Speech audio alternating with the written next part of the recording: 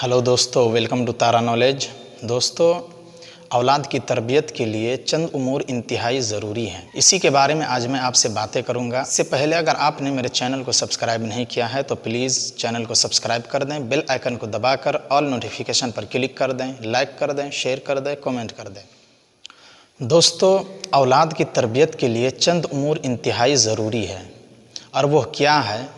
वो ये है कि औलाद को बचपन ही से इस्लाम और अरकान इस्लाम, इसी तरह ईमान और अरकान ईमान के बारे में तालीम दिया जाए और उसे बताया जाए कि इस्लाम क्या है। इस्लाम का माना है कि अल्लाह ताला को वहदहू ला शरीक तसव्वुर करते हुए, उसकी फरमाबरदारी करते हुए और शिर्क से ला ताल्लुक़ी का इजहार करते हुए अल्लाह ताला के अहकाम के सामने अपने आप को झुका देना, इसको इस्लाम कहते हैं। अपने आप को अल्लाह ताला और उसके रसूल के अहकाम के सुपुर्द कर देना, इसको इस्लाम कहते हैं।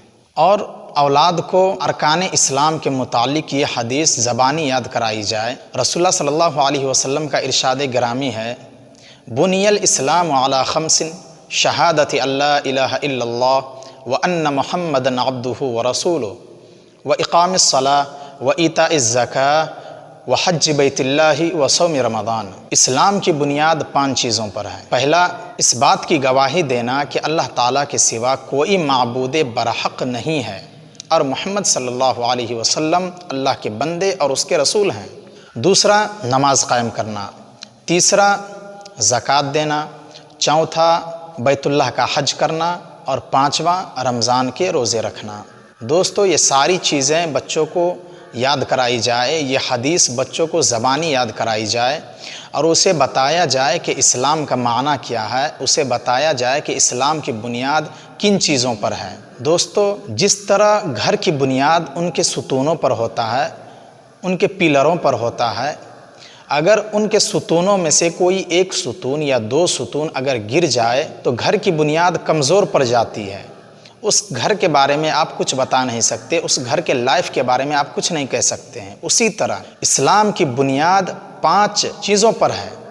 अगर उन 5 चीज़ों में से कोई एक चीज़ भी आपके अंदर से ख़त्म हो जाए, आप उस पर अमल ना करें, तो फिर आपका ईमान कमज़ोर पड़ जाता है, फिर आपके ईमान के मुतालिक कुछ नहीं कहा जा सकता है। तो दोस्तों, इस्लाम की बुनियाद 5 चीज़ों पर है। इन 5 चीज़ों को अपने बच्चों को अच्छी तरह समझाया जाए कि ये 5 चीज़ें क्या हैं, और बच्चों को ये 5 अरकान या ये 5 सुतून अलग अलग याद कराया जाए, अलग अलग समझाया जाए। पहला रुकन क्या है कि इस बात का गवाही देना कि अल्लाह ताला के सिवा कोई माबूद बरहक नहीं है और मोहम्मद सल्लल्लाहु अलैहि वसल्लम अल्लाह के रसूल हैं। बच्चे को, औलाद को अच्छी तरह समझाया जाए कि इबादत के लायक सिर्फ़ और सिर्फ अल्लाह ताला ही है। किसी और की इबादत हरगिज़ ना किया जाए, किसी और के सामने हरगिज़ सजदा ना किया जाए, किसी और से हरगिज़ ना मांगा जाए, किसी बुज़ुर्ग, वली, पीर, मज़ारों पर जाकर हरगिज़ ना सजदे किए जाए, उन लोगों से हरगिज़ ना मांगा जाए। ये सारी चीज़ें अपने बच्चों के जहन में डालें, अपने बच्चे को अच्छी तरह समझाएं और बताएं कि मोहम्मद सल्लल्लाहु अलैहि वसल्लम आखिरी रसूल हैं। क़यामत तक आने वाले लोग इसी रसूल पर ईमान रखेंगे, इसी रसूल को अपना नबी मानेंगे, अपना रसूल मानेंगे। यहाँ तक कि क़यामत के करीब हज़रत ईसा अलैहिस्सलाम भी आएंगे तो जनाब मोहम्मद रसूलुल्लाह सल्लल्लाहु अलैहि वसल्लम की उम्मती बनकर आएंगे। तो दोस्तों, अपने बच्चों को अच्छी तरह समझाएं कि इबादत के लायक सिर्फ अल्लाह ताला है। इस्लाम का दूसरा रुकन या दूसरी जो बुनियाद है वह है नमाज कायम करना।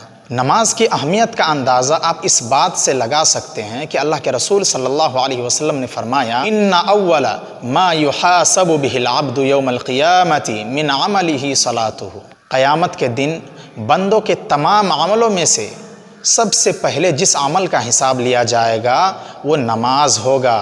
और अल्लाह तबारक व तआला कुरान के अंदर फरमाता है, वअमुर अहलका बिस्सलाति वस्तबिर अलैहा। अपने घर वालों को नमाज का हुक्म दो और ख़ुद भी उसे पाबंदी से अदा किया करो। दोस्तों, आप अंदाज़ा लगा सकते हैं कि नमाज की कितनी अहमियत है। क़यामत के दिन सबसे पहले नमाज का हिसाब लिया जाएगा। मुसलमान जो है, एक मोमिन बंदा बहुत सारे नेक आमाल करता है, बहुत सारी बुराइयां भी करता है, लेकिन तमाम अमलों में से सबसे पहले नमाज का हिसाब लिया जाएगा। तो दोस्तों, ज़रूरत है कि हम अपनी औलाद को नमाज की अहमियत के बारे में बताएं, हम अपनी औलाद को नमाज की अहमियत समझाएँ कि इस्लाम में नमाज की क्या अहमियत है।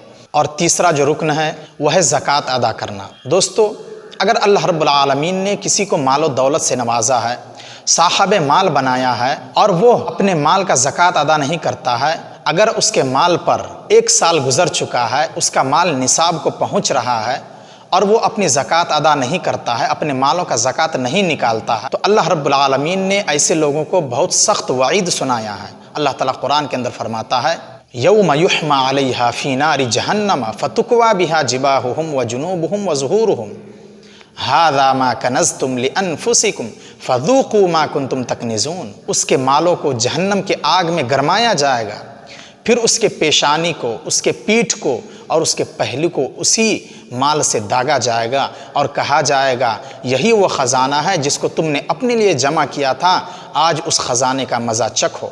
تو دوستو اپنے بچوں کو اچھی طرح سمجھائیں کہ دیکھو اگر اللہ تبارک و تعالیٰ تمہیں کبھی مال و دولت سے نوازے، کبھی تمہیں صاحب مال بنائیں، اور اگر تمہارا مال نصاب کو پہنچ رہا ہو اور اس پر 1 سال گزر چکا ہو تو اپنے مالوں کا ضرور زکوٰۃ ادا کرنا، ورنہ اللہ تعالیٰ نے بہت سخت وعید سنائی ہے۔ اپنے بچوں کو یہ ساری باتیں بتائیں۔ اللہ تعالیٰ قرآن کے اندر فرماتا ہے وَأَقِيمُوا الصَّلَاةَ وَآتُوا الزَّكَاةَ وَارْكَعُوا مَعَ الرَّاكِعِينَ، نماز قائم کرو، زکوٰۃ ادا کرو اور رکوع کرنے والوں کے ساتھ رکوع کرو۔ تو دوستو قرآن کے اندر اللہ تبارک و تعالیٰ نے کئی جگہوں پر فرمایا ہے کہ زکوٰۃ ادا کرو، زکوٰۃ ادا کرو۔ تو اپنے بچوں کو یہ ساری باتیں سمجھائیں کہ اللہ تعالیٰ اگر صاحب مال بنائیں تو اپنے مالوں کا ضرور زکوٰۃ نکالنا۔ چوتھا جو ارکان ہے یا چوتھا جو ستون ہے وہ یہ ہیں کہ اللہ کے گھر کا حج کرنا، یعنی کہ بیت اللہ کا حج کرنا۔ اللہ رب العالمین نے اگر کسی کو مال و دولت سے نوازا ہے، اپنے گھر سے کعبہ تک جا سکتا ہے، حج کر سکتا ہے، پھر آسانی کے ساتھ اپنے گھر واپس لوٹ سکتا ہے، یہ سارے اخراجات وہ برداشت کر سکتا ہے، وہ اپنی زندگی میں ضرور ایک مرتبہ بیت اللہ کا حج کرے۔ اب اللہ تعالیٰ نے کسی کو مال و دولت سے نوازا ہے اور وہ بخیلی کرتا ہے، اپنے مال کو بچا کر رکھتا ہے، تو دوستو اس مال کو کیا کرنا ہے؟ اس مال کے ذریعے آپ کچھ نیکی کما لیں تاکہ آخرت میں آپ کو کام آئے۔ اگر مال آپ جمع کرتے ہیں تو مرنے کے بعد مال تو سارا کا سارا دنیا ہی میں رہ جائے گا، آپ کے ورثہ کا ہوگا، آپ کی اولاد کا ہو جائے گا وہ مال، آپ اس سے کیا فائدہ اٹھائے ہیں؟ تو اگر اللہ نے ابھی آپ کو مال دیا ہے تو اس مال سے آپ فائدہ اٹھا لیں، اس مال سے کچھ نیکی کما لیں تاکہ آپ کو آخرت میں اس کا فائدہ ملے۔ اگر اللہ نے مال دیا ہے تو ضرور آپ بیت اللہ کا حج کریں، لیکن جو غریب ہے، جو مسکین ہیں، جس کے پاس مال و دولت نہیں ہے، وہ یہ سارے اخراجات برداشت نہیں کر سکتا ہے، تو ایسے لوگوں پر حج فرض نہیں ہے۔ یہ ساری چیزیں اپنے بچوں کو سمجھائیں، اپنے بچوں کو بتائیں کہ اگر اللہ تعالیٰ تمہیں مال و دولت سے نوازے تو زندگی میں ایک مرتبہ ضرور حج کرنا۔ اور 5واں جو ستون ہے یا 5واں جو رکن ہے وہ ہے رمضان کے روزے رکھنا۔ دوستو رمضان کے روزے رکھنا ہر عاقل بالغ مسلمان مرد اور عورت پر فرض ہے۔ اگر کوئی مسلمان جان بوجھ کر رمضان کا ایک روزہ بھی چھوڑتا ہے تو وہ پوری زندگی بھی اس کی قضا کرتے رہے تو وہ اس کی قضا نہیں کر سکتا ہے۔ تو دوستو رمضان کے روزے رکھنا ہر مسلمان پر فرض ہے، الا یہ کہ کوئی مجبوری ہو، جیسے کہ آپ سفر پر ہو تو اس میں آپ کو چھوٹ دیا گیا ہے، آپ اگر چاہیں تو روزہ رکھیں، چاہیں تو آپ چھوڑ دیں، بعد میں اس کی قضا کر لیں۔ اسی طرح آپ بیمار ہوں تو پھر آپ روزہ چھوڑ سکتے ہیں، بعد میں آپ اس کی قضا کر سکتے ہیں۔ اللہ تعالیٰ قرآن کے اندر فرماتا ہے یا ایھا الذین آمنوا کتب علیکم الصیام کما کتب علی الذین من قبلکم لعلکم تتقون، اے ایمان والو تم پر روزہ رکھنا فرض کیا گیا ہے جیسا کہ تم سے پہلے لوگوں پر فرض کیا گیا تھا تاکہ تم متقی بن جاؤ۔ دوستو یہ ساری چیزیں اپنے بچے کو سمجھائیں، اپنے بچوں کے ذہن میں ڈالیں، اپنے بچوں کو زبانی یہ ساری چیزیں یاد کرائیں اور انہیں سمجھائیں کہ اسلام کی بنیاد 5 چیزوں پر ہے، ان 5 چیزوں کو ادا کرنا بے حد ضروری ہے۔ دوستو آج کی ویڈیو میں بس اتنا ہی، پھر ملتے ہیں اگلی ویڈیو کے ساتھ۔